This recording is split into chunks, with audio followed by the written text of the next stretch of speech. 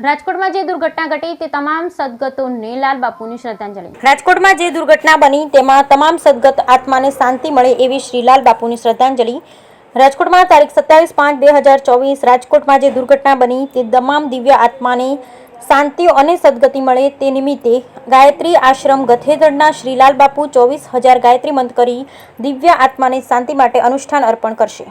રાજકોટમાં જે દુર્ઘટના બની તે સદગત આત્માઓને શાંતિ મળે એના માટે હું શ્રદ્ધાંજલિ આપું છું અને રાજકોટમાં જે દુર્ઘટના બની એમાં સદગત આત્માઓને સદગતિ અને શાંતિ પ્રાપ્ત થાય એવી પ્રાર્થના અને 24,000 ગાયત્રી મંત્રનું અનુષ્ઠાન હું એને અર્પણ કરું છું અને પરિવારજનોને સહન કરવાની શક્તિ આપે એવી માતાજીને પ્રાર્થના કરું છું।